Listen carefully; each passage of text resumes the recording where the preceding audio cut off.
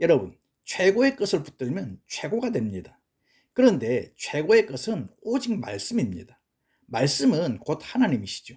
최고의 하나님을 붙들었는데 최고가 되는 것은 당연한 거예요.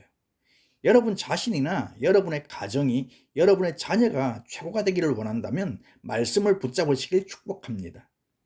저는 지난 말씀 가운데 20절 말씀이 제일 와닿았어요.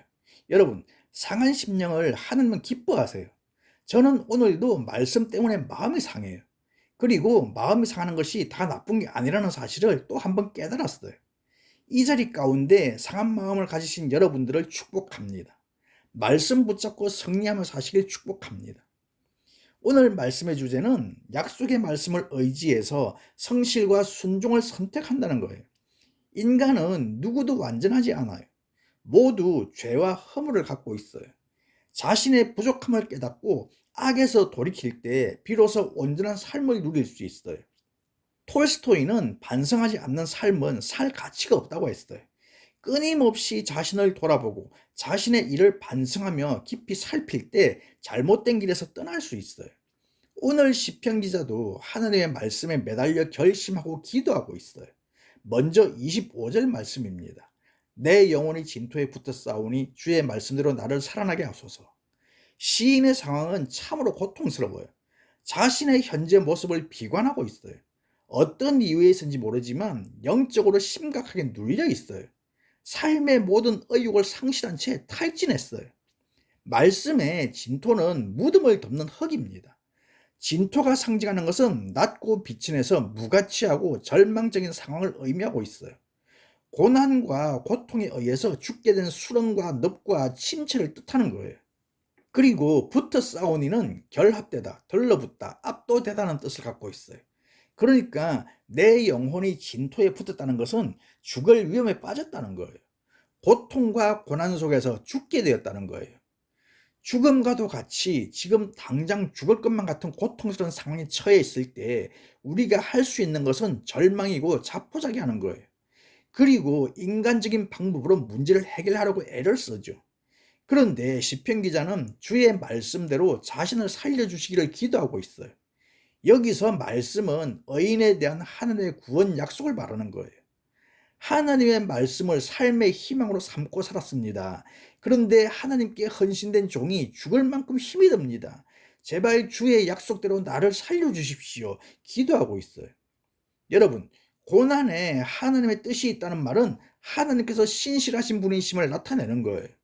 나의 삶에 대한 하나님의 계획이 완전하다는 거예요. 28절에도 내 영혼이 깊은 슬픔에 빠졌으니 주의 약속대로 힘을 주십시오. 간청하고 있어요. 이 25절 말씀은 너무 중요합니다. 고통과 고난 속에 죽기를 구하는 사람들이라면 이 말씀으로 새 힘을 얻을 수 있어요. 주님, 약속하신 대로 살려주십시오. 주님께서 살려주시겠다고 약속하셨습니다. 제게 힘을 주십시오. 우리는 하나님의 약속의 말씀을 의지해야만 합니다. 그러면 하나님께서 반드시 응답하십니다. 연약한 자가 새 힘을 얻고 절망에 빠진 자가 소망 중에 일어나고 죽음을 앞둔 자가 소생할 거예요. 열왕기상 19장에 엘리야가 바알과 아세라 선지자 850명과 싸워 이긴 직후 이세벨의 추격을 피해 광야로 도망갑니다. 그는 공포와 두려움을 느끼고 도망했어요. 엘리야는 광야로 들어가 로뎀나무 아래에서 하나님께 간구했어요. 하나님, 저를 죽여주십시오. 저는 진토와 같습니다. 저를 죽여주십시오. 저는 더 이상 두려움에 살 수가 없습니다. 지금 이렇게 죽는 것이 낫습니다. 지금 저의 생명을 취하십시오. 진토에 붙은 것처럼 절망의 기도를 드렸어요. 그런데 열왕기상 19장 5절과 6절에 로뎀나무 아래 누워 자더니 천사가 어루만지며 이르되 일어나서 먹으라 하는지라 본즉 머리맡에 숯불에 구운 떡과 한 병 물이 있더라. 이에 먹고 마시고 다시 누웠다고 했어요. 여러분, 오늘 말씀은 우리에게 약속하고 있어요. 우리가 깊은 무덤 같은 고난과 절망 속에 있을 때, 어찌할 수 없는 한계에 처했을 때 엘리야처럼 죽기를 각오하고 눈물로 주님 앞에 쓰러지면 하나님께서 어루만지고 일어나 먹으라 말씀하신다는 거예요. 하나님은 엘리야를 찾아와 주셨고 회복시켜 주셨어요. 하나님은 진토에 붙은 우리를 구원하십니다. 우리는 주님의 약속의 말씀에 의지해야 하는 거예요. 하나님께서 우리에게 살려주시겠다고 하신 말씀을 믿을 수 있길 축복합니다. 말씀을 믿게 되면 하나님의 응답을 체험하게 돼 있어요. 그런 경험이 있으면 어려움을 만나도 절망하지 않아요. 26절, 27절 읽어봅니다. 내가 나의 행위를 아뢰매 주께서 내게 응답하셨사오니 주의 율례들을 내게 가르치소서. 나에게 주의 법도들의 길을 깨닫게 하여 주소서. 그리하시면 내가 주의 기이한 일들을 작은 소리로 읊조리리이다. 기자가 취한 방법은 자신을 돌아보고 잘못을 철저히 고백하고 전적으로 하나님의 도우심을 바라보는 것이었어요. 특히 예전에 경험했던 하나님의 은혜를 기억하며 하나님의 주권을 철저히 신뢰했어요. 우리도 영적인 침체에 빠질 때 자신의 모습을 돌아보고 하나님만을 의지해야 하죠. 그럴 때 하나님이 역사하십니다. 성도는 하나님이 주시는 힘으로 답답하고 어려운 현실을 이겨낼 수 있어요. 하나님의 말씀대로 구원받게 될 때 시인은 다시 하나님의 놀라운 능력을 깨닫고 그것을 지속적으로 묵상하겠다 고백하고 있어요. 여러분 모두 하나님의 역사를 체험하셔서 이런 고백의 삶을 사시길 축복합니다. 28절, 29절 말씀 읽어봅니다.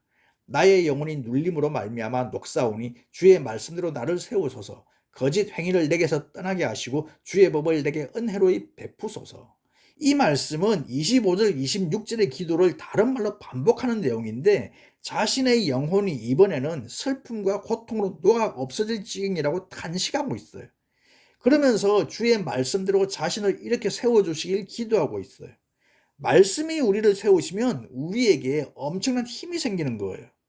주의 말씀대로 나를 세우소서를 쉬운 성경과 현대인의 성경에서는 주의 말씀으로 나에게 힘을 주소서 그렇게 번역했어요. 새번역 성경도 주님께서 약속하신 대로 나에게 힘을 주십시오. 우리말 성경에서도 주의 약속대로 내게 힘을 돋워 주소서라고 했어요. 킹 제임스 함정에게서는 주께서 주의 말씀에 따라 나를 강하게 하소서라고 했고 현대어 성경에서는 주께서 약속하신 대로 용기를 주소서라고 했어요. 그러니까 말씀으로 세워지면 그 말씀이 우리를 강하게 하고 용기를 얻는 힘이 되는 거예요. 여러분은 하나님의 말씀의 능력을 믿습니까? 저는 믿어요. 하나님의 말씀은 우리의 침체되고 낭망한 영혼을 일으키는 능력이 있음을 믿어요.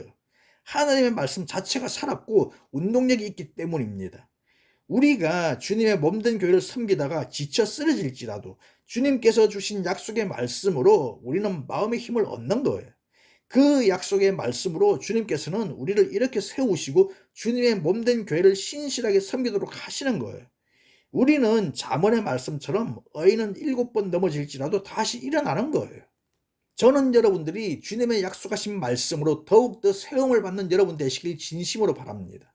시편 기자처럼 모든 것이 무가치한 이 헛되고 헛된 세상에서 우리의 마음과 영혼이 환난과 고난으로 말미암아 삼복더위에 녹아내리는 얼음 같을지라도 오직 하나님의 약속의 말씀에 소망을 두고 그 말씀의 능력을 내가 가장 연약할 때 경험하는 은혜의 역사가 여러분 가운데 있기를 축복합니다. 하나님께서는 성실하시고 신실하신 분이세요. 그분은 우리를 거듭된 길에서 돌이켜 은혜의 길로 인도하세요. 하나님께서는 우리가 기도할 때 응답하세요. 우리가 고난 가운데 부러지며 그분께 나아갈 때 축복해 주세요. 신앙은 선택이라고 말할 수 있어요. 좁은 문과 넓은 문, 거짓과 진실, 반역과 충성, 게으름과 성실, 불순종과 순종이 우리 앞에 놓여 있어요. 우리는 두 갈래 길에서 좁은 문, 진실, 충성, 성실, 신앙, 순종을 선택하는 거예요. 진리의 말씀을 우리의 삶에 두는 거예요. 왜냐하면 우리는 주님의 말씀을 향하여 달려나가는 자들이기 때문입니다. 우리가 주 말씀 향하여 달려감에 있어서 단 하나의 적용은 내가 주님의 말씀에 헌신한다는 거예요. 시편 기자는 어떻게 말씀에 헌신했을까요? 세 가지로 생각해 볼 수 있는데 첫 번째는 성실한 길을 택했다는 거예요. 30절 말씀 읽어봅니다. 내가 성실한 길을 택하고 주의 규례들을 내 앞에 두었나이다. 시편 기자는 불성실한 길들이 그의 앞에 놓여 있었을지라도 그 길들을 선택하지 않았어요.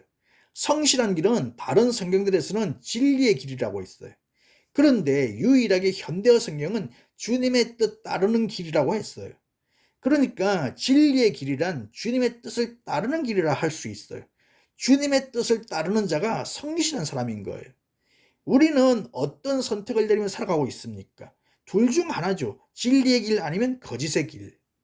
그런데 너무나 안타까운 현실은 너무나 많은 크리스찬이 진리의 길과 거짓의 길을 혼동하고 있다는 거예요.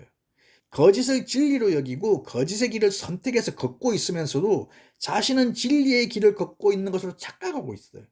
여러분 혹시 신앙의 문제로 박해를 받았던 경험이 있으십니까? 하나님께서 여러분의 기도에 응답해 주셨습니까? 우리가 의심하지 않는다면 하나님께서 성실하게 응답하실 거예요. 확신할 수 있는 것은 우리가 성실과 순종으로 나아간다면 하나님께서 지금도 그때와 동일하게 역사하신다는 거예요. 신앙은 궁극적으로 선택에 나아가는 거예요. 하나님의 말씀을 선택하고 내게 주어진 길을 선택해 나아가는 거예요. 여러분 모두 성실한 길을 선택하고 그 길을 걷는데 헌신하시길 축복합니다. 두 번째, 말씀에 헌신하기 위해서는 말씀에 붙어 있어야 돼요. 31절 말씀입니다.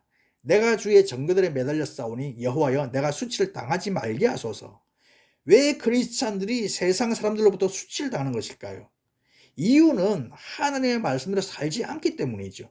성실한 길을 택하고 걸으면 되는데 거짓 행위를 하기 때문에 수치를 당하는 거예요.